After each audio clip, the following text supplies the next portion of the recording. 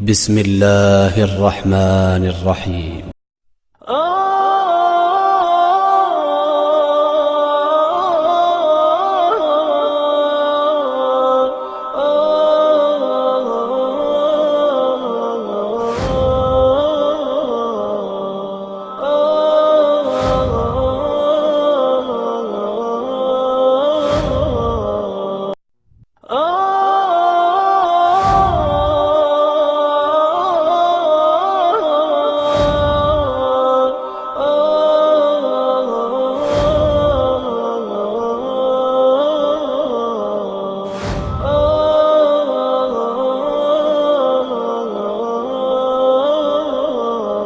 اب میں جس ہستی کو دعوت سخن دینا چاہ رہا ہوں، حقیقت میں وہ ہستی اس مسجد کے مہمان نہیں بلکہ میزبان ہے۔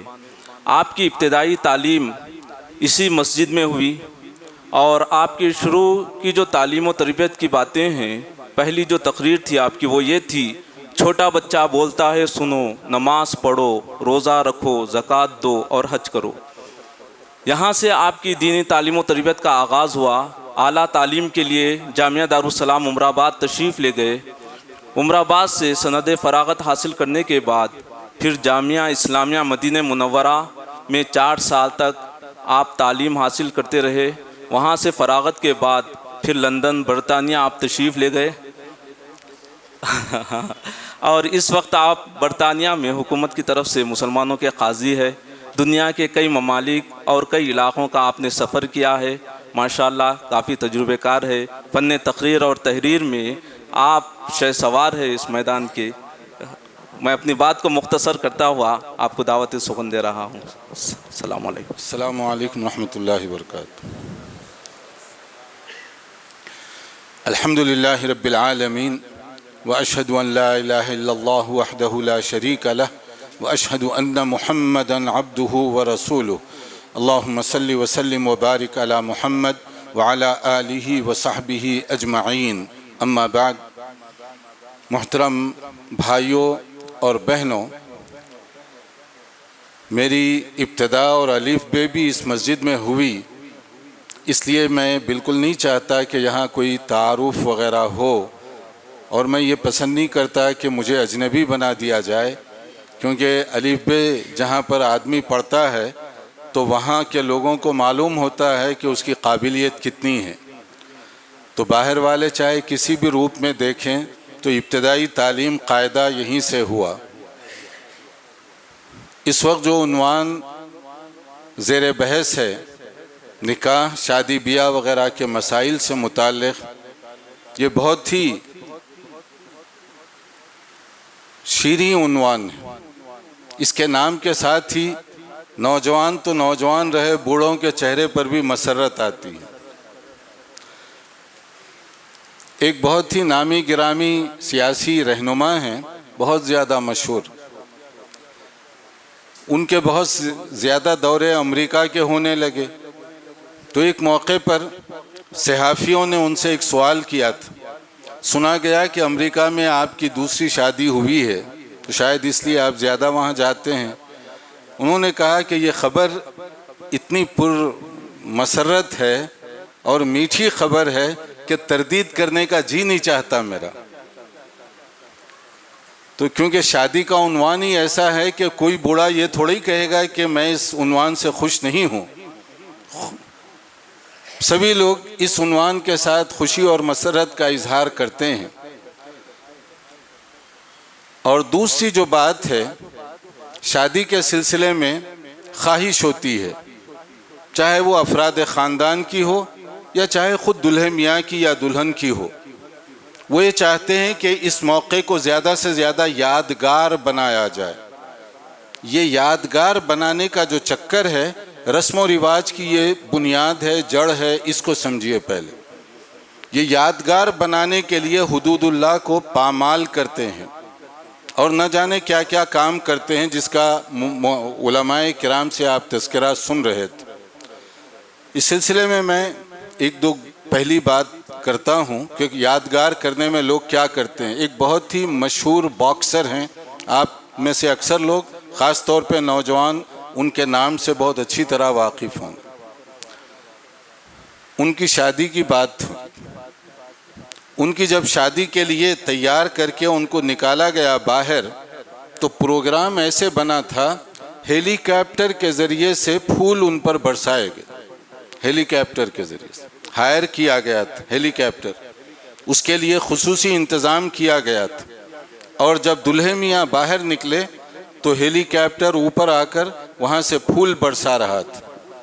ان سے جب پوچھا گیا اس کی وجہ, ان کا یادگار بنانا تھا شادی کی تقریب کو. بہت سے لوگ پھول پہن کر آتے ہیں یا مجلس میں پھول ڈال دیے جاتے ہیں, مگر یہ تو شاید کسی نے سوچا نہیں ہوگا. تو ہیلی کاپٹر کو ہائر کیا گیا اس کے لیے اور ان کے اوپر اس پھول برسائے گئے تھے. یہ ہے یاد کرنے, یادگار بنانے کا جنون. اور اسی طرح سے ایک اور شادی جو یہاں ایک بہت بڑی ریسٹورنٹ ہوٹل جس کو ہم لوگ کہتے ہیں, اس کے مالک کی اس شادی کے لیے بہت سارے لوگ جو ان کے قریبی تھے, دوست احباب وغیرہ, ان کو جہاز کے ٹکٹ کے ذریعے سے وہاں تک لے جایا گیا جہاں شادی ہو رہی تھی. اور شادی کے لیے جو اہتمام کیے گئے تھے بہت ہی زیادہ, کیونکہ بہت بڑی ریسٹورنٹ تھی اور وہ بڑے لکھپتی قسم کے آدمی تھے, تو اسی شان کے ساتھ وہ شادی اپنی کرنا چاہتے تھے بیٹے کی. شادی ہو گئی اور شادی کے بعد بارات یا ان کے ساتھ جو دوست احباب گئے ہوئے تھے ان میں سے کچھ واپس ہوئے اور کچھ واپس نہیں ہوئے تھے ابھی, کیونکہ لوگوں کی خواہش تھی کہ جب اتنی دور کا ہم سفر کر کے آئے ہیں تو 2-4 دن اور گھوم پھر لیں گے, کیونکہ ٹکٹ تو ہمیں دے دیا گیا ہے آمد و رفت کا, تو 2-4 دن رہیں گے, دیکھ لیں گے گھوم پھر کر. اس کے بعد کیا ہوا, دلہے میاں واپس روانہ ہوئے دلہن کے بغیر. لوگوں کو ذرا سا تعجب ہوا, کیا ہوا؟ کہا کہ دلہن نے انکار کر دیا آنے سے, اور اس کے چند دنوں کے بعد طلاق کی کارروائی شروع ہو گئی. ابھی بارات کے کچھ لوگ واپس نہیں پہنچے لیکن طلاق کی کارروائی شروع ہو گئی کہ دلہن نے انکار کر دیا. یادگار بنانے کی چکر میں آدمی کیا کیا کرتا ہے اور کن کن کی ہائے اور بددعا بھی ساتھ لگ جاتی ہے, اور اس کے نتائج اسی مجلس میں دیکھنے میں آئے کہ وہ شادی, اب سوچ لیجئے کہ کتنا انہوں نے پروگرام بنایا ہوگا اور کتنے پیسے اس پر خرچ کیے ہوں گے, مگر اس کے مقابلے میں فائدہ کیا ہوا؟ واقعی یہ شادی یادگار بنی. وہ یادگار اس طرح بنی قاضی حضرات کے لیے, نکاح خواہ احباب کے لیے, علماء, دعات, ذمہ داران, سب کے لیے یہ یادگار بنی. ایک ایسی شادی جس میں کروڑوں روپیہ خرچ کیا گیا پہلے ہی ہفتے میں ناکام ہو گئی. یہ یادگار بنی. ایک یادگار بنانے کا یہ اسلوب ہے. اور دوسرا اور ایک انداز ہے یادگار بنانے کا, اگر آدمی غور کرے. اسی شہر کے کچھ ایسے بھی نوجوان ہیں الحمدللہ جن کی شادیاں سنت کے مطابق ابھی بھی انجام پاتی ہیں. کل کی بات ہے, مسجد تقی الدین سعید آباد, دور نہیں ہے آپ سے, وہاں ایک شادی ہوئی. انہوں نے اعلان کیا کہ کوئی رسم و رواج ہم ہونے نہیں دیں گے. دلہے میاں ویسے ہی تشریف لائے اور اس کے بعد ولیمے کی دعوت ہو گئی, یہ اعلان کر کے کہ ہم دلہن کے گھر کو و گھر والوں کو تکلیف نہیں دیں گے, ان کے کھانے وغیرہ کوئی زحمت ان کو نہیں ہوگی, جو بھی کھانا ہوگا وہ ہم فراہم کریں گے. ایسی بھی شادیاں ہیں. اس سے ایک دن پہلے اسی مسجد میں ایک اور نوجوان کی شادی ہوئی جن کا انتخاب صرف ان کی دین کی بنیاد پر ہوا. ان کے بارے میں پوچھا گیا, اللہ تعالیٰ نظر بد سے بچائے, ایسی جوڑیوں کو اللہ تعالیٰ سلامتی عطا فرمائے کہ دلہن کا انتخاب اس لیے ہوا کہ وہ قرآن مجید بہت بہتر پڑھ سکتی تھی, دین سے وابستہ لڑکی تھی. اور دلہے میاں کا انتخاب یہ ہوا کہ عام طور پر وہ تکبیر اولیٰ میں حاضر ہوتے ہیں مسجد میں, حالانکہ وہ امام یا خطیب نہیں ہے, نوجوان ہیں, ان کا اپنا شعبہ ہے, اس میں وہ کام بھی کرتے ہیں, مگر اس کے باوجود پہلی تکبیر ان کی عام طور پہ مسجد سے ضائع نہیں ہوتی. انہوں نے بھی سوچا, ان کے والدین نے بھی سوچا ہوگا, لڑکی اس سے بہتر اور کون ہو سکتی ہے جو قرآن مجید کی ماہر ہو. اور لڑکی والوں نے سوچا ہوگا اس سے زیادہ نیک لڑکا کون ہو سکتا ہے جو بھری جوانی میں عبادت میں اپنے دن گزارتا ہو. انہوں نے اعلان کیا ہم لڑکی کی طرف سے کوئی کھانا نہیں مطالبہ کریں گے, اور مسجد ہی میں نکاح ہوا, اور اس کے بعد میں دلہے میاں کی طرف سے جو بھی ولیمہ کرنا تھا وہ اس کے لیے انہوں نے اہتمام کیا. میں یہ مثال اس مثال کے مقابلے میں اس لیے دے رہا ہوں تاکہ آپ کو پتہ چلے کہ اسی دنیا میں یہ دونوں قسم کی مثالیں سامنے آ رہی ہیں. جہاں کانٹے ادھر ادھر اگ رہے ہیں وہاں پھول بھی کھل رہے ہیں. یہ پھول ہیں ہمارے کمیونٹی کے, معاشرے کے, سماج کے, جو بگڑتے ہوئے حالات کے باوجود ایسے نوجوان ہیں جن کے اندر یہ ہمت اور حوصلہ ہے کہ ہم حدود شریعت سے تجاوز نہیں کریں گے. شرعی طور پر رہتے ہوئے ہم شادی کی جو رسمیں ہیں, جو اس کا پروگرام ہے, خوشی مسرت, سب شرعی حدود میں رہتے ہوئے ہم انجام دیں گے. اللہ ایسی شادیوں کو زیادہ سے زیادہ عام فرمائے اور ایسے رشتوں میں برکت عطا فرمائے, خیر کا ذریعہ بنائے, نظر بد سے بچائے ایسے رشتوں کو. یہ دونوں مثالیں میں دے کر یہ بتانا چاہ رہا ہوں آپ سے کہ یہ جو شادی کو یادگار بنانے کا جو جنون ہے, اس میں یادگار لوگ کس طریقے سے کرتے ہیں. ابھی آپ کے سامنے بتایا گیا کچھ رسمیں جو یہاں پر ہوئی, دراصل اس کا بھی وہی بیک گراؤنڈ ہے, یادگار بنانا. وہ یادگار بنانے کے لیے کیا حرکت کی جاتی ہے, فلمی جو انداز ہے اس سے معلومات کی جاتی ہیں. یہ ویڈیو گرافی ہوم ٹو ہوم, یعنی مطلب گھر سے دلہا نکلنے سے لے کر دلہن کے ساتھ واپس آنے تک مکمل اس کی ویڈیو گرافی ہوگی. اس کے اندر یہ بعض پیکیج ہیں آج کل, وہ پیکیج میں یہ طے کیا جا رہا ہے کہ کس فلم کی آپ کو نقالی کرنی ہے. اس کو جو فلم فوٹوگرافر کو پہلے سے بتایا جاتا ہے فلاں فلم ہے فلاں فلم ہے. اب وہ وہاں پر شادی خانہ, اور خاص طور پر وہ شادی خانے جو بہت مہنگے طور پر خریدے کرائے سے لیے جاتے ہیں, وہاں جو شادیاں ہو رہی ہیں اس میں پہلے سے فوٹوگرافر کو معلوم ہے فلاں فلم کا جو انداز ہے وہ اپنانا ہے. اب آپ دیکھیے منظر, دلہے میاں ایجاب و قبول تو ہو گیا, اب دلہن کے ساتھ وہ جا رہے ہیں اور وہ جو ویڈیو گرافر ہے وہ بھی ساتھ ہے. اب وہ بتا رہا ہے دلہن کو کہ آپ کے پاؤں کیسے رکھیں گے, آپ کا سر کیسے ہوگا, آپ کا دوپٹہ کیسے ہوگا. وہ ہاتھ لگا رہا ہے اپنے دوپٹے کو, دلہن کو ابھی شوہر نہیں لگایا, اور وہ بتا رہا ہے کہ کیسے آپ کو ایکٹنگ کرنی ہے, اور دلہے میاں کو وہ کھڑا کر رہا ہے کہ آپ کو کس اینگل سے کھڑا ہونا ہے. یعنی فلم کی مکمل شوٹنگ, بارات وہاں بیٹھی ہوئی ہے, رشتہ دار وہاں بیٹھے ہوئے ہیں, ان کے سامنے نو بیاہتا دلہا اور دلہن یہ دونوں یہ منظر کشی کو ریکارڈ کر رہے ہیں تاکہ یادگار رہے, ہماری شادی یادگار رہے کہ فلاں فلم کی شوٹنگ اس میں پوری کی پوری انہوں نے اسی طرح سے انجام دی. تو یہ جو انداز ہوا ہے اس کے بعد کوئی حدود تو باقی نہیں رہتے. وہاں پر آدمی جب حدود اللہ کو توڑ دے تو کیا کیا کام کرتے ہیں. ایک یہاں کے بہت ہی نیک صفت مصنف ہیں جن کا انتقال ہو گیا, اللہ مغفرت فرمائے, ملفوظات بہت دلچسپ انہوں نے بہت سے واقعات جمع کیے.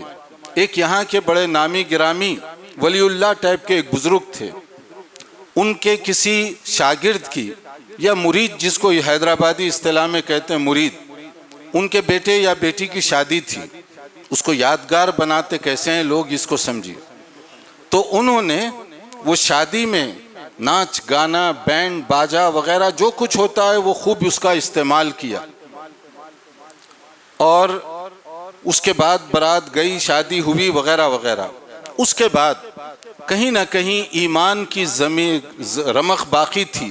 انہیں احساس ہوا کہ میں نے بڑی غلطی کی ہے, یہ بہت زیادہ غلط کام ہو گئے, ناچ گانا اور اس میں میوزک وغیرہ کا بہت بے تحاشا استعمال کیا گیا, مجھے نہیں کرنا چاہیے تھا. وہ پہنچے اپنے بزرگ کے پاس, ولی اللہ ٹائپ کے جس کو میں کہہ رہا ہوں آدمی تھے, ان کے پاس جب وہ پہنچے انہوں نے کہا مجھے ایک چبھن ہو رہی ہے, یعنی ضمیر کی چبھن، کہیں نہ کہیں ایمان کی ایک رمق باقی تھی۔ تو کہا کیا؟ تو اپنی شادی کا واقعہ بتایا، کیونکہ گھر والوں کا اور دوسرے جو احباب تھے ان کا یہ مطالبہ تھا، تو پھر ہمیں بینڈ باجا وغیرہ سبھی کرنا پڑا۔ تو میں چاہتا ہوں کہ اب کوئی ایسے راستہ نکل آئے، توبہ کر لوں اس سے۔ تو بزرگ جو تھے انہوں نے ساری گفتگو سننے کے بعد کہا یہ جذبہ تو اچھا ہے کہ آپ کو محسوس ہوا کہ آپ نے کچھ غلط کیا ہے، یہ بھی قابل قدر ہے، مگر میاں آپ جب حدود اللہ کو توڑ رہے تھے، ڈنکے کی چوٹ پر باجے کی گھن گرج میں چوراہے پر کھڑے ہو کر اللہ کے حدود کو توڑ رہے تھے، اور جب احساس ہوا توبہ کرنے کے لیے چھپ چھپا کر میرے کمرے میں آ گئے۔ جو لوگ کل آپ کی شادی دیکھ رہے تھے ان کو کیا معلوم ہوگا کہ آپ نے توبہ کی ہے؟ وہ کیسے معلوم کر سکیں گے کہ آپ کو غلطی کا احساس ہوا ہے؟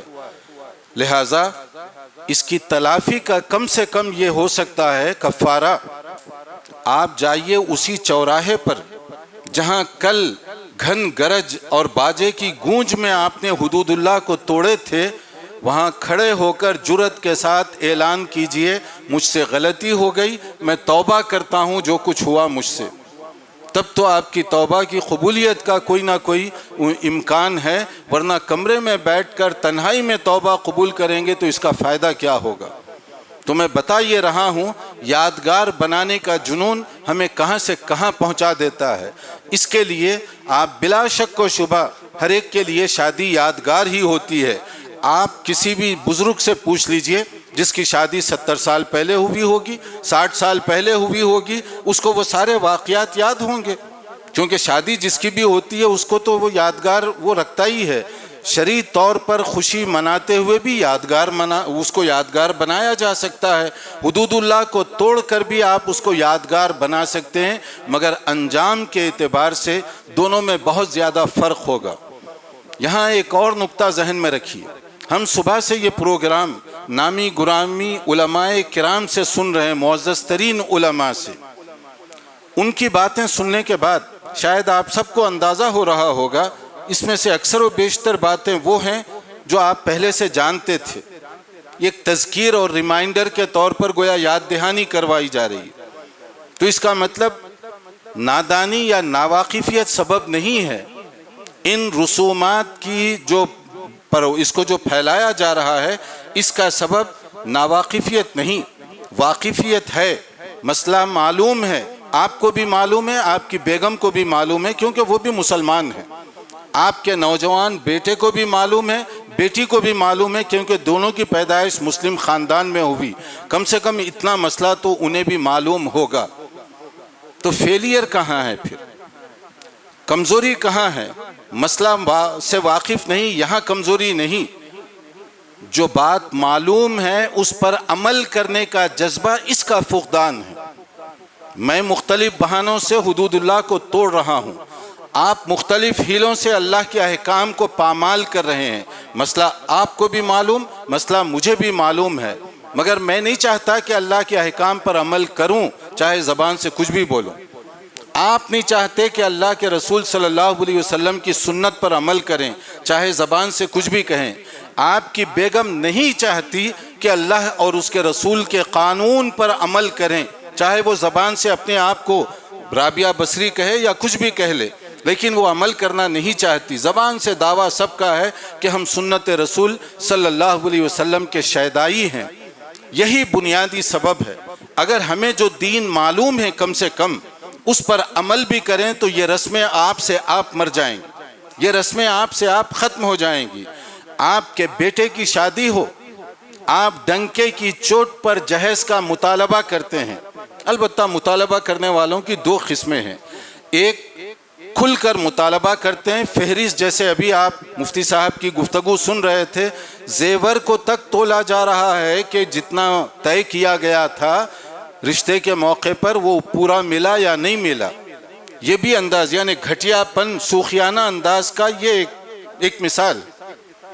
اور دوسری طرف یہ جو زیورات ہے یا لین دین ہے یا اس طرح کی بہت ساری چیزیں ہیں، عام طور پر لینے والے وہ بھی جانتے ہیں، دینے والے شرعی مسئلہ وہ بھی جانتے ہیں، مگر فیلئر کہاں ہو رہا ہے؟ میرے بیٹے کی شادی ہے، میں ڈنکے کی چوٹ پر ڈیمانڈ کر رہا ہوں کہ مجھے اتنا دیں، اور میری بیٹی کی شادی آتی ہے تو میں سنت پیش کرتا ہوں، میں حدیثیں پیش کر رہا ہوں، میں دین کا مسئلہ سنا رہا ہوں۔ وہاں پر سننے والوں کا حافظہ اتنا کمزور نہیں، وہ یہ سمجھتے ہیں کہ کل آپ کے بیٹے کی شادی تھی تو آپ کو یہ حدیثیں یاد نہیں آئی، جب کسی اور کے بیٹے سے آپ یہ مطالبہ کر رہے تھے، اب جب آپ کو دینا پڑ رہا ہے تو اب آپ کو حدیثیں یاد آ رہی ہیں۔ تو یہ حدیثیں عمل کرنے کے لیے نہیں بلکہ اپنی مطلب براری کے لیے آپ یاد دلا رہے ہیں۔ تو یہاں ہے اصل میں فیلئر۔ مقصد جب ہو تو ہم جاننے کے باوجود عمل کرنے کے لیے تیار نہیں۔ تو مطالبے کے دو اسلوب ہیں یہاں پر۔ ایک انداز کیا ہے مطالبے کا؟ کھل کر لسٹ بنا کر دی جاتی ہے کہ یہ چیزیں ہمیں چاہیے، اور ایک اور انداز ہے، اور وہ مہذب بھیک مانگنے کا انداز ہے۔ میرے الفاظ شاید کسی کو ثقیل لگیں، لیکن میں گفتگو ویسے ثقیل نہیں کرتا، یہ بھیک مانگنے کا انداز ہی ہے۔ وہ اس طرح سے ہے کہ آپ کہتے ہیں بیٹی آپ کی ہے، مرضی آپ کی جو اپنی بیٹی کو آپ دینا چاہیں، یہ مانگنے کا انڈائریکٹ اور غیر مہذب انداز ہے۔ میں کہتا ہوں کہ آپ کے اندر اتنی جرت کیوں نہیں ہے؟ آپ یہ کہیے کہ مانگ کر بھی نہیں لوں گا، بن مانگے کے بھی نہیں لوں گا، دروازہ بند تو ونڈو بھی بند، کھڑکی بھی بند۔ یہ کیا بات ہوئی کہ آپ کہہ دیں اس کو کہ بن مانگ، آپ کی بیٹی ہے جتنا چاہے دیں، گویا آپ مجبور کر رہے ہیں باپ کو۔ یہ انڈائریکٹ مانگنے کا ایک انداز ہے کہ اگر بیٹی کو نہ دیا جائے تو پھر وہ کیا کہے گی۔ اس لیے یہ جرت کرنے کی ضرورت ہے کہ ہم مانگ کر بھی نہیں لیں گے، بن مانگے کے بھی نہیں لیں گے، جہیز مکمل طور پر بند۔ تو ایک تو یہ ہے، اور دوسرا اس سلسلے میں جہیز وغیرہ کے علاوہ لڑکی کے گھر کا کھانا، اس کی شرعی اور فقہی حیثیت ابھی آپ سن رہے تھے۔ کبھی ایسے ہوتا ہے میرے گھر کچھ مہمان آ جائیں تو میرا یہ کام ہے اخلاق شریف جو مسنون اخلاق ہیں، مہمان کی تکریم کی۔ مہمان کی تکریم اپنی حیثیت کے مطابق میں کروں گا، جو مہمان آ گئے چاہے کھانا کھلاؤں چاہے پلاؤں، جیسے بھی اس وقت کی ضرورت اور حالات کا خیال رکھتے ہوئے، یہ ایمان کا حصہ ہے۔ لیکن شادی کے مسئلے پر اس میں کچھ اور گزارشات بھی ہیں۔ پہلی چیز تو یہ کہ شادی کے موقع پر جو ڈیمانڈ کر کے کھانا ان سے قبول کروایا جاتا ہے کہ اتنی برات آئے گی، 400 500 600 1000 جو بھی آپ کہہ رہے ہیں، کون سا حال آپ بک کرائیں گے؟ تو اس کا مطلب آپ اس کو اختیار نہیں دے رہے ہیں۔ دلہن والے یہ خوشی کے ساتھ نہیں کر رہے ہیں، بلکہ آپ ڈیمانڈ کر رہے ہیں کہ کون سا حال بک کروائیں گے آپ۔ اور کتنے گھرانے 5 سٹار ہوٹل بک کروائے ہیں، معلوم ہے 5 سٹار ہوٹل پر ہیڈ کتنا خرچ آتا ہے، وہ اپنی حیثیت کے مطابق، اور کچھ لوگ نہ جانے کون کون سے حال بک کروا رہے ہیں اس کے لیے۔ اور اس کے بعد پھر کھانے کے آئٹم، اس کے اوپر 20 item package, 25 item package, 30 item package اسی حیدرآباد میں چل رہا ہے، یعنی 30 آئٹم دسترخوان پر سامنے ہر ایک کے ہونا چاہیے جب دعوت شروع ہو۔ تو اب یہ جو مختلف انداز ہے، کیا اس کو بھی ہم سمجھیں گے کہ یہ ان کے خوش دلی اور ضیافتی جذبے کے تحت یہ کر رہے ہیں؟ ضیافت یہ ہوتی ہے کہ شادی کے موقع پر اگر کچھ بارات آ گئی، دلہے کے ساتھ کچھ لوگ آ گئے، اور ان کی تکریم میں کھجور، شربت یا کھانا، جو لوگ کبھی باہر سے بھی آ سکتے ہیں، مختلف اضلاعوں سے بھی آ سکتے ہیں، موقع کے لحاظ سے آپ کھانا کھلا دیں، قطعاً اس میں کوئی غلطی نہیں ہے، یہ کوئی حرج کی بات نہیں، ممانعت نہیں ہے۔ پرابلم یہاں نہیں ہے، پرابلم یہ ہے کہ آپ باقاعدہ وہ فہرست بلکہ حال بھی جا کر دیکھتے ہیں، جو حال آپ نے بک کروایا وہ ہماری شایان شان ہے یا نہیں۔ بھیک مانگ کر بھی دیکھیے دادا گیری والا انداز کہ دلہے والے جا کر دیکھ رہے ہیں حال کون سا حال ہے، سٹنگ کا ارینجمنٹ کیا کیا ہوا ہے، اور اس کے بعد سرو کون کرے گا، کہ کیٹرنگ کمپنی کون سی ہوگی کھانا جو سپلائی کریں گے، پھر اس کے بعد ویٹرز کیا وہ ڈریس پہنے ہوئے ہوں گے یا بغیر ڈریس کے وہ آ جائیں گے۔ یہ چیزیں جو ہیں دراصل غور طلب ہیں کہ کیا واقعی یہ کھانا وہی ہے جو کہ جائز کے حدود میں آتا ہے، یا آپ جائز کو ہیلا بنا کر ناجائز مطالبہ تو نہیں کر رہے ہیں؟ یہ غور کرنے کی بات ہے اصل میں۔ لیکن بنیادی جو نقطہ یہاں پر میں بتا رہا ہوں، اس کو ختم کرنے کے لیے ایک تو یہ بزرگوں میں یہ حوصلہ ہونا چاہیے کہ ہم شادی کے موقع پر اپنے گھر میں غیر شرعی کوئی کام نہیں ہونے دیں گے۔ ایک دوسرے نوجوانوں میں، پہلے میں کہہ رہا ہوں بزرگوں کو، اس لیے کہ بزرگ بعض اوقات بڑی رکاوٹ بنتے ہیں حق اور صداقت کے لیے، مسنون کام کرنے کے راستے میں رکاوٹیں بنتے ہیں، رسم و رواج کو وہ پرموٹ کرتے ہیں۔ دوسری، اس کی جو ماں یا بہنیں خواتین ہیں گھر کی، ان کے اندر بھی یہ جذبہ ہونا چاہیے کہ ہم سنت پر عمل کریں گے۔ آپ کی بیٹی یا آپ کے بیٹے کی شادی ہو رہی ہو اور وہ سنت کے مطابق جتنا عمل کریں گے، ان دونوں کی زندگی بعد میں اتنی ہی رحمت سے بھر جائے گی، خوشگوار ہوگی۔ ابھی آپ سن رہے تھے سعید بن مسیب رحمہ اللہ تعالی، ان کی بیٹی کی شادی جس کو وقت کے خلیفہ کے بیٹے کے لیے، کراؤن پرنس کے لیے، ولی عہد کے لیے رشتہ مانگا گیا تھا، وقت کے ولی عہد کے لیے، تو انہوں نے قبول نہیں کیا اس کو، کیونکہ ان بزرگوں کا دیکھنے کا انداز صالحیت تھا، دینداری، تقوی اور پرہیزگاری کا وہ مجسم نمونہ تھے۔ انہوں نے کراؤن پرنس کا، ولی عہد کا رشتہ مسترد کر دیا تھا، نہیں چاہیے مجھے، اور اس کے بعد دیا کس کو؟ جس کی بیوی فوت ہو گئی تھی، اور اس کے ساتھ اپنی بیٹی کی شادی کی، اور اس انداز سے کی کہ شادی کے بعد خود باپ لے جا کر نامی گرامی عالم دین، جن کا نام اسلامی تاریخ میں عظمت کا نشان سمجھا جاتا ہے، وہ خود لے جا کر اپنی بیٹی کو چھوڑ آئے۔ تو وہ وہاں پر کہتے ہیں جس وقت دستک ہوئی گھر پر، دلہے میاں گھر میں بیٹھے ہوئے تھے، انہیں معلوم نہیں تھا کہ اتنا جلدی رخصتی بھی وہ بیٹی کو لے آئیں گے، شادی تو ہو گئی، وہ سوچ رہے تھے شاید 2-4 دن مجھے مل جائیں گے۔ تو اس وقت وہ کہتے ہیں کہ جب حضرت سعید باہر کھڑے ہوئے، انہوں نے دستک دی تو میں کھانا کھا رہا تھا، اس موقع پر گھر میں دلہے میاں کھانا کھا رہے تھے۔ تو پھر کیا ہوا، جیسے ہی دستک ہوئی پوچھا کون، تو انہوں نے اپنا نام بتایا، ایک دم کھڑے ہو گئی ہے، اتنی بڑی شخصیت، کیونکہ بہت بڑا نام تھا، حکمران ان سے کانپتے تھے، یہ اس شخصیت کی بات ہے۔ انہی کے بارے میں تاریخ اسلام کا حضرت سعید کے بارے میں ایک خاص طور پر ایک جملہ نقل ہوا ہے۔ ایک مرتبہ خلیفہ وقت کو وہاں پر آنے کا موقع ملا مسجد نبوی میں، تو اب جیسے حکمران کی آمد کے موقع پر اگلی صفوں کو خالی کر دیا گیا تھا، تو پھر کیا ہوا، یہ وہیں پر بیٹھے تھے، اور جب ان کے باڈی گارڈ وغیرہ آئے پہلے دیکھنے کے لیے، انہوں نے چاہا کہ ان کو اٹھا دیں، تو بعد میں معلوم ہوا یہ کون ہے، تو انہوں نے کہا ان کو مت چھوڑ دو، ان کا مقام وہ ہے کہ خلیفہ بھی ان کے آگے کچھ نہیں کرے گا، چھوڑ دو ان کو، بیٹھنے دو۔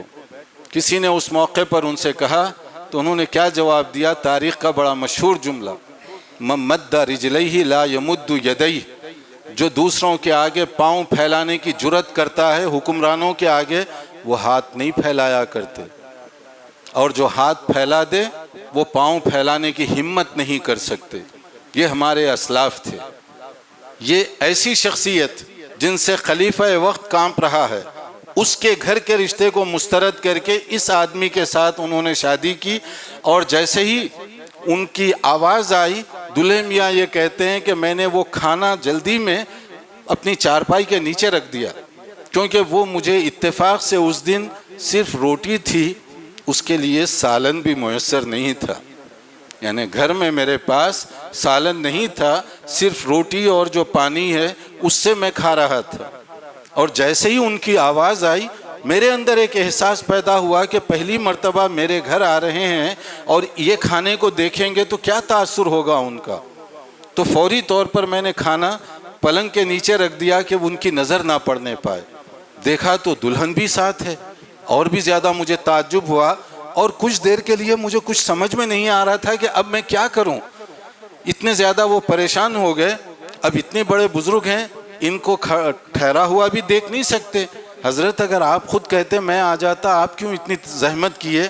نہیں، انہوں نے کہا بیٹا یہ ہمارا حق ہے کہ شادی ہو چکی ہے، اب تم جو ہے گویا کہ بیٹے بن گئے ہو، تو اب ہم خود لے آئیں گے بیٹی کو، اب یہ تمہاری بیگم ہے تو ان کے ساتھ تم اطمینان سے وقت گزار سکتے ہو۔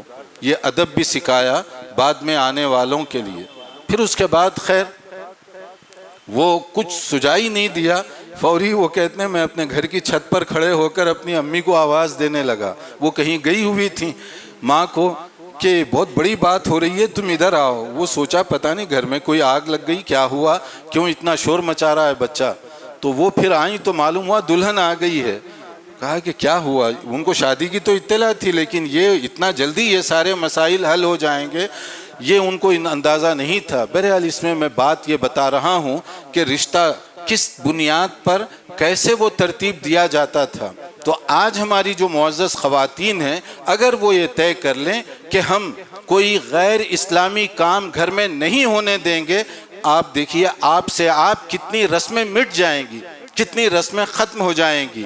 اور پھر اس کے بعد یعنی بزرگ، باپ، ماں، خواتین، پھر دلہے میاں یا دلہن، ان کے اندر بھی یہ حوصلہ اور جرأت ہو کہ ہم غیر شرعی کوئی کام نہیں ہونے دیں گے۔ بیوی میری، دلہن میری، اور فوٹوگرافر مجھ سے پہلے اس کو دیکھے، وہ اس کو ہاتھ لگائے مجھ سے پہلے۔ کیا کوئی غیرت مند آدمی اس کو گوارا کر لے گا کہ لوگوں کے سامنے؟ اور پھر وہ فلم جو بنتی ہے کون کون اس کو دیکھ رہا ہے؟ کیا سب محرم ہیں؟ کیا سب ان کو دیکھنا جائز ہے؟ کون کون دیکھ رہا ہے آپ کی بیٹی کو؟ آپ کی بیٹی کو جو آپ سنوار کر بھیج رہے ہیں کس کے لیے بھیج رہے ہیں؟ کون دیکھ رہا ہے؟ پھر اس کے بعد آپ چاہتے ہیں کہ شیطانی اثرات سے بچے رہیں۔ کیسے یہ ممکن ہے کہ آپ نے پہلا قدم اللہ کے حدود کو توڑ کر اٹھایا اور چاہتے ہیں کہ رحمت و برکت کی بارش ہو آپ کے گھر میں؟ اس کے لیے ایک اور ہے انداز کہ نکاح کے دن اگر آپ فوری طور پر ولیمہ کر دیں، ولیمے کا وقت عقد نکاح سے شروع ہوتا ہے، اس کے لیے خلوت صحیحہ شرط نہیں ہے۔ بعض لوگ حدیث کے آدھے حصے کو کوٹ کرتے ہیں۔ خلوت کے بعد عام طور پر ولیمے کا طریقہ تھا عہد نبوی میں، بلا شک و شبہ خلوت کے بعد تھا، مگر اس کا پہلا حصہ یہ ہے شادی کی اطلاع کا ذریعہ ہی ولیمہ تھا، ورنہ نکاح جو ہوتا تھا چند محدود لوگوں کے موجودگی میں یعنی گواہ، ولی وغیرہ کی موجودگی میں نکاح ہو جاتا، اور اکثر و بیشتر لوگوں کو معلوم تک نہیں ہوتا تھا۔ یہ شادی کا کھانا پروگرام کا نہیں ہوتا تھا مسئلہ، بلکہ نکاح ہو گیا، دلہے میاں کو اس نکاح کا اعلان کرنے کے لیے ولیمہ کرنا ہوتا تھا، عام طور پہ خلوت کے بعد ہوتا، لیکن یہ شرط نہیں ہے کہ خلوت ہو تو ولیمہ ہو۔ عقد نکاح ایجاب و قبول ہو گیا اسی وقت ولیمہ۔ اب اس رسم کو ختم کرنے کے لیے اس ہمت کی ضرورت ہے کہ نکاح کے فوری بعد دلہے میاں کی طرف سے ولیمہ ہو، تاکہ جو مہمان آئیں دونوں طرف سے، دلہن کی طرف سے بھی یا دلہے کی طرف سے بھی، دلہے میاں اس کا خرچ برداشت کریں۔ دلہن کیوں کرے؟ باپ جو پھولوں کی طرح سے اپنی بیٹی کو پال کر آپ کے حوالے کر رہا ہے، کیا کوئی اس نے گناہ کیا ہے؟ آپ اس پر ہرجانہ ڈالنا چاہتے ہیں؟ آپ اس کے لیے مصیبت کھڑی کرنا چاہتے ہیں؟ کیوں نہیں یہ ہمت کرتے کہ ہم خود کھانا کھلائیں گے؟ اگر آپ کھانا کھلائیں گے جس کا ولیمہ ہے، جس کا قبول کرنا بھی ضروری ہے، ولیمہ کرنے کو اگر سنت مؤکدہ کہا گیا، قبول کرنے کو واجب کہا گیا، حتیٰ کہ جو روزے کی حالت میں ہے، نفل روزہ اگر ہو، ولیمے کی دعوت آ جائے تو اس کے لیے کہا گیا وہ ولیمے کی دعوت قبول کرے، جا کر ان کے لیے دعائے خیر کر کے واپس آ جائے اگر کھانا نہیں کھانا چاہتا۔ ورنہ ایک اور مسئلہ بھی ہے، نفل روزہ رکھا ہوا ہے تو چاہے تو وہ روزہ توڑ بھی سکتا ہے۔ الصائم المتطوع امیر نفسہ ان شاء صام و ان شاء افطر، کہ اگر نفل روزہ رکھے ہو ایسی کوئی حالات پیدا ہو جائیں توڑ بھی سکتا ہے وہ آدمی۔ فرض روزہ اس کی اپنی شرائط الگ ہیں، نفل کی الگ ہیں۔ تو یہ ہے ولیمہ، اور ولیمے کے سلسلے میں بھی ایک چند گزارشات دیکھ لیجیے۔ ایک تو یہ ہے کہ ولیمہ دلہے میاں کی جو مالی حالت ہے یا ان کی فیملی کی اسی کے مطابق ہو۔ ولیمہ جیسے ابھی آپ سن رہے تھے کم سے کم پر بھی ہو سکتا ہے، مثلا ناشتے پر آپ بلا لیے، دوپہر کے کھانے پر آپ بلا لیے، سمپل کھانے پر آپ بلا لیے، ولیمہ ہو گیا۔ یا کھجور فروٹ وغیرہ اس پر بھی ولیمہ ہو سکتا ہے، کیونکہ اعلان اگر مقصود ہو تو دعوت کی جو کوالٹی ہے اس کی کوئی اہمیت باقی نہیں رہتی۔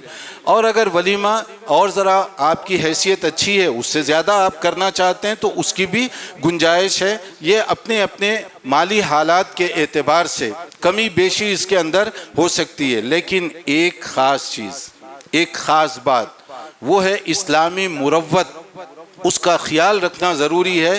فرمایا گیا وہ کھانا ولیمے کا انتہائی برا ہے جس میں ضرورت مند غریبوں کو دھکے مار کر باہر نکالا جاتا ہے اور پیٹ بھرے امیروں کو ریکویسٹ کر کے آگے لایا جاتا ہے۔ کیا مطلب؟ ہمارے گھر خوشی ہو رہی ہے، ولیمے کی دعوت ہو رہی ہے، آپ کا پڑوسی بھوکوں مر رہا ہے، آپ کو احساس نہیں ہے، اس کے ساتھ کوئی ہمدردی نہیں ہے۔ کمال یہ ہے کہ آپ اس غریب کو بھی امیر کے ساتھ اسی عزت کے حوالے سے آپ اس کو ٹیبل کرسی پر بٹھا کر احترام کے ساتھ کھلائیے۔ امیروں کو تو روزانہ ہی موقع ملتا رہتا ہے، غریب کو شاید کبھی کبھی موقع ملے۔ اگر آپ تکریم کے ساتھ اس کو لا کر بٹھائیں گے تو اس کی جو دلجوئی ہوگی اور وہ دل سے جو دعا دے گا، کیا معلوم کہ یہ دعا آپ کی بیٹی اور بیٹے کی زندگی کو سدھارنے کا ذریعہ بن جائے، خیر و برکت اس کی وجہ سے نازل ہو۔ اسی طرح آپ یہ ہمت کیجئے کہ اپنی شادی پہ رسم و رواج کم کر کے اس کا جو خرچ ہو رہا بچ رہا ہے، اخراجات جو بچ رہے ہیں، کسی یتیم کی بیٹی کی شادی بھی اسی دن کروا دیجئے، کسی غریب کی بیٹی کی شادی بھی اسی کے ساتھ کروا دیجئے۔ وہ یتیم یا وہ غریب بچی جو آپ نے اپنے کچھ پیسے بچا کر اس کی مدد کی تھی، زندگی بھر وہ جو دعا دیتی رہے گی، آپ کی بیٹی اس کی وجہ سے سکھ اور اطمینان کا سانس لے سکے گی، رحمت اور برکت نازل ہوگی۔ فخر و غرور ہوٹل کے معیار پر نہیں، کھانے کے اسٹینڈرڈ پر نہیں، دعوت اور اس کے آگے پیچھے اخراجات پر نہیں، بلکہ آپ کو خوشی ہونی چاہیے کہ وہ پیسے کم کر کے کسی غریب کی بھی میں شادی کروا دوں اپنی بیٹی کے ساتھ، کسی یتیم کے لیے بھی میں شادی کا بندوبست کروا دوں۔ اصل کرنے کا کام یہ ہے جس سے خیر و برکت کی ہم امید بھی کر سکتے ہیں۔ اسی طرح ایک اور بات، ہم نے یہ سمجھا کہ لڑکی یا خواتین ان کا کوئی حق نہیں ہے شادی کے مسئلے پہ، طلاق کے مسئلے پر، وراثت کے مسئلے پر، مسئلہ سب کو معلوم ہونے کے باوجود کیا کیا زیادتیاں ہم نہیں کرتے۔ شادی کے موقع پر لڑکی کی ولی سے اجازت لی جاتی ہے، اس کے بغیر شادی درست نہیں ہوتی، مگر ولی ظلم نہیں کر سکتا، ایکسپلائٹیشن نہیں ہے کہ میرا اختیار جو چاہے میں جیسے چاہے کر لوں گا۔ جہاں ولی کی اجازت لی جاتی ہے وہاں بیٹی سے بھی پوچھا جاتا ہے، تاکہ جنہیں زندگی گزارنی ہے ان کا بھی ذہن بنا ہوا ہو، وہ اپنے دل سے قبول کرے اپنے شوہر کو، اور جو گھر کے بڑے بزرگ ہیں ان کا مشورہ اور تجربہ اور دعائیں بھی ساتھ رہیں۔ یہ ہے اعتدال کا سبق جو دین اسلام ہمیں دے رہا ہے، ورنہ آپ جبر کے ساتھ لڑکی کی مرضی معلوم کیے بغیر شادی کریں گے تو یہ شادی اسلامی نقطۂ نظر سے درست نہیں سمجھی جائے گی۔ یعنی فورس میرج، جبر و اکراہ کی شادی کا کوئی تصور نہیں، لیکن کیا یہ حقیقت نہیں ہے؟ کتنے ماں باپ ہیں جو اپنی بیٹیوں سے اس کے بارے میں بات کرتے ہیں، کتنے ماں باپ ہیں جو ان کی اجازت لینا چاہتے ہیں، عین موقع پر اس سے ایسا اس کو پریشر میں ڈالا جاتا ہے کہ وہ قاضی کے سامنے یا گواہوں کے سامنے ہاں کیے بغیر اس کا چارہ نہیں، اور اگر وہ محفل میں نہ کر دے پھر کیا بنے گا؟ بیٹی کا حق ہے جو اس کو دیا گیا ہے، فارمیلٹیز کے لیے نہیں پوچھا جا رہا ہے، اس کا حق ہے جو اس کو دیا گیا ہے۔ میں اور آپ اس کو اس حق سے محروم کر رہے ہیں جو شریعت میں اس کا حق دیا گیا۔ پھر اجازت لینے کے انداز بھی بتا دیے گئے اپنے اپنے عرف اور عادات کے مطابق، مگر بیٹی کو معلوم ہونا چاہیے کہ کہاں آپ اس کا رشتہ کر رہے ہیں، کیا وہ رشتہ اس کے لیے سوٹ کرتا ہے یا نہیں کرتا۔ اور ایک بات، طلاق، ہم خلا کا لفظ تو سنتے ہیں مگر کتنے ایسے لوگ ہیں جو خلا کو جانتے ہیں یا اس کو قبول کرتے ہیں؟ کتنے ہمارے مسلمان شوہر ہیں بیوی پر ظلم و ستم ایسا کہ وہ رکھنے کے لیے تیار نہیں، طلاق دینے کے لیے تیار نہیں، خلا کا حق تسلیم کرنے کے لیے تیار نہیں۔ کہاں ہے اسلام؟ پھر شریعت میں تو اس کو حق دیا گیا، میں اور آپ اس کا حق، اس پر ڈاکہ مار رہے ہیں۔ میں اور آپ معاشرتی کچھ چیزیں ایسی ہیں خلا کا حق اس کو دینے کے لیے تیار نہیں۔ پھر سلوک، کیا شوہر کو یہ حق دے دیا گیا کہ آپ جو چاہے جیسے چاہے اپنی بیوی کے ساتھ سلوک کریں؟ جیسے بیوی کے حقوق ہیں ویسے شوہر کے بھی حقوق ہیں۔ آپ بھی پوچھے جانے والے ہیں اللہ کی بارگاہ میں کل قیامت کے دن، اور وہ بھی پوچھی جانے والی ہے کل قیامت کے دن۔ کوئی طاقتور، کوئی بڑا، کوئی کمزور نہیں، قیامت کے دن ہم سب کمزور ہوں گے، طاقت صرف اللہ جو عالم الغیب ہے اس کے ہاتھ میں ہوگی۔ جیسے آپ نے اپنی بیوی کے ساتھ سلوک کیا، چاہے وہ کمزوری کی وجہ سے، معاشرتی دباؤ کی وجہ سے اگر انتقام نہ لے تو کیا اس کا مطلب یہ ہے کہ اللہ بھی معاف کر دے گا؟ ویسے ہی حقوق العباد کا مسئلہ بڑا سیریس اور سنگین قسم کا ہے۔ جو لوگ اپنی طاقت کا غلط استعمال کرتے ہیں اپنی بیویوں کے خلاف، جو میں چاہے جیسے میں چاہوں، انہیں شرعی آداب سے واقفیت حاصل کرنا ضروری ہے کہ بیوی کے حقوق کیا ہیں، بیوی کو اسلام نے کیا مقام و مرتبہ دیا۔ میں اور آپ کون ہوتے ہیں جو اللہ کے دیے ہوئے حقوق کو چھینے، پامال کریں؟ مگر یہ حقیقت ہے کہ بہت سارے لوگ بیویوں کو کیا سمجھتے ہیں؟ گھر کی ملازمہ، باندی اور نوکرانی، اس کے ساتھ جیسے چاہے سلوک کریں۔ اس کے ماں باپ جس محبت کے ساتھ پال کر آپ کے حوالے کر رہے ہیں، آپ سمجھتے ہیں کہ وہ ماں باپ پر بوجھ تھی، برڈن تھی، آپ جو چاہے اس کے ساتھ سلوک کر لیں، جیسے کہ یہاں ہو رہا ہے۔ ڈاوری کیس آپ جانتے ہیں کہ گورنمنٹ آف انڈیا کو کیوں بنانا پڑا؟ یہ ڈاوری کیس کا پیچھے اس کا بیک گراؤنڈ کیا ہے؟ یعنی وہ بیٹیاں بعض جو خودکشی کرنے پر مجبور ہوئی، سوسائڈ، کیوں خودکشی کرتی ہے لڑکی؟ اپنے آپ کو دہکتی آگ کے حوالے کر رہی ہے۔ کیا اس کا دل نہیں ہے؟ کیا اس میں جذبات نہیں ہیں؟ کیا اس کے اندر کوئی احساسات نہیں ہیں؟ لیکن کیوں وہ کرنے پر مجبور ہوئی؟ کون اس کو یہ مجبور کر رہا ہے کہ شادی کے بعد مسلسل تانے، ساس کے ذریعے سے، فیملی کے ذریعے سے، اور نہ جانے کون کون سے لوگوں کے ذریعے سے؟ کیا وہ کسی کی بیٹی نہیں؟ آپ یہ گوارا کر لیں گے کہ آپ کی بیٹی کے ساتھ بھی اسی طرح کا برتاؤ کیا جائے جو اپنی بہو کے ساتھ آپ نے جائز کر رکھا ہے؟ جس طرح آپ کی بیٹی کو اگر کوئی تکلیف پہنچائے آپ کو چوٹ لگتی ہے، آپ کو احساس ہوتا ہے، کیا وہ دوسروں کی بیٹی نہیں ہے؟ کیا اس کے دل میں دھڑکتا ہوا گوشت کا ٹکڑا نہیں ہے سینے میں؟ کیا وہ پتھر کا کوئی ٹکڑا ہے کہ اس پر پابندی لگا دیں کہ وہ اپنے ماں باپ سے بھی وزٹ نہیں کر سکتی، اپنے ماں باپ کے پاس وہ جا نہیں سکتی، اپنے ماں باپ سے فون پر رابطہ نہیں کر سکتی؟ کہ آپ اپنی طاقت کا یہ استعمال کر رہے ہیں۔ آپ بھول گئے کہ کل قیامت کے دن کمزور ہوں گے، طاقت صرف اللہ عز و جل کے ہاتھ میں ہوگی، وہاں اپنے ایک ایک ایکشن کا جواب دینا پڑے گا۔ اسی طرح سے وراثت کا مسئلہ ہے، مائٹ از رائٹ، جس کی طاقت اسی کا سب کچھ، جس کی لاٹھی اس کی بھینس۔ کتنے ہمارے معززین ہیں جو مسئلہ جانتے ہیں مگر کیا وہ وراثت کا حق دینے کے لیے تیار ہیں؟ کیا یہ حقیقت نہیں؟ عدالت کے اندر کتنے کیسز بھائی بھائی کے خلاف، بھائی بہن کے خلاف، کہاں ہے قرآن، کہاں ہے سنت، کہاں ہے سیرت نبی صلی اللہ علیہ وسلم؟ ہم اتنی نچلی سطح پر اتر آئے کہ یہ خالص اپنے گھریلو مسائل ہم کورٹ کچہری میں حل کرنا چاہتے ہیں، پھر دین کی بات، پھر سیرت کی بات، پھر سنت کے حوالے سے ہم گفتگو کریں، پھر تقویٰ اس کو بھی کوئی آنچ نہ آئے، اس پر بھی کوئی زد نہ ہونے پائے۔ ہم ماں کو دینے کے لیے تیار نہیں، بہن کو اس کا حق دینے کے لیے تیار نہیں، کیا آپ بھیک دے رہے ہیں؟ وراثت کے مسئلے میں یہ کم سے کم سمجھیے کہ اگر آپ کو آپ کے والد گرامی یا اماں جان کی دولت کا کوئی حصہ مل رہا ہے، چاہے کم ملے یا زیادہ ملے، 100 روپیہ مل رہا ہے یا 1000 یا لاکھ، مگر 100 روپیہ بھی آپ کو مل رہا ہے نا، اور یہ شرعی حدود ہیں، حدود اللہ ہیں، تلک حدود اللہ جن کو کہا گیا۔ سورہ نساء کا ابتدائی حصہ پڑھ لیں، کس کو کب کتنا حصہ ملے گا اللہ تعالیٰ نے اس کو بیان فرما دیا، میرے اور آپ کے اختیار پر نہیں رکھا گیا، میں چاہوں تو دوں، نہ چاہوں تو نہ دوں، یہ نہیں ہے، بلکہ اللہ نے اس کو مقرر کیا۔ اللہ کے رسول صلی اللہ علیہ وسلم نے اس کی وضاحت فرمائی۔ حقوق العباد کا مسئلہ بڑا سیریس ہے، مگر اس کے باوجود کتنے ایسے شوہر، بھائی یا ذمہ داران ہیں جو خواتین کو ان کا شرعی حق دینے کے لیے تیار ہیں۔ کیوں نہیں دیتے؟ کیا مسئلہ نہیں معلوم؟ بلکہ وہ سمجھتا ہے کہ جو میری طاقت ہے وہ میں لے لوں گا، اور اگر آپ سے زیادہ طاقت کسی اور بھائی کی ہے تو وہ لے لے گا، پھر مار دھاڑ، قتل و غارت گری فیملی کے اندر، خاندان کے اندر شروع ہوگی۔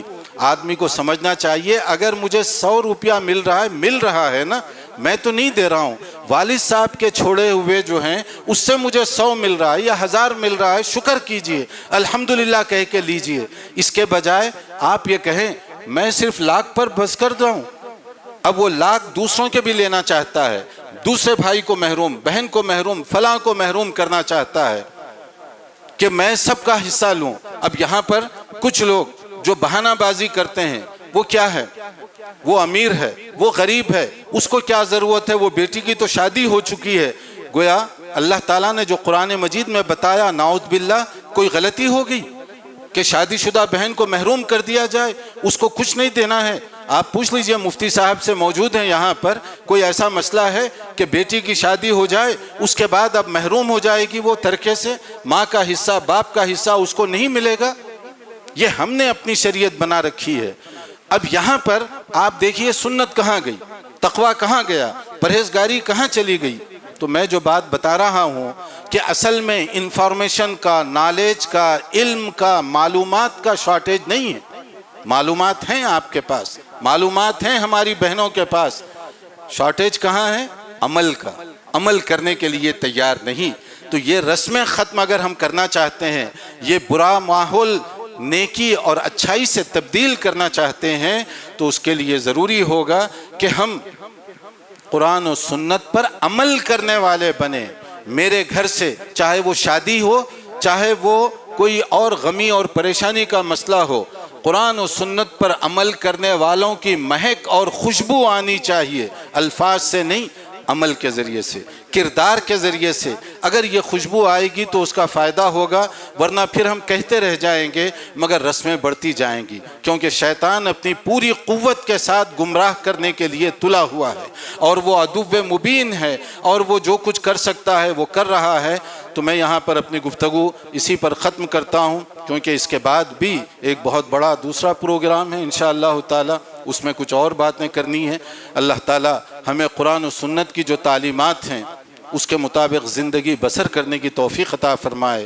اللہ ہمارے بھائیوں میں اور بہنوں میں قرآن و سنت پر عمل کرنے کا جذبہ پیدا فرمائے، اور خلاف اسلام جو چیزیں ہیں اس کو دور کرنے کی اللہ تعالی ہم سب کو توفیق عطا فرمائے۔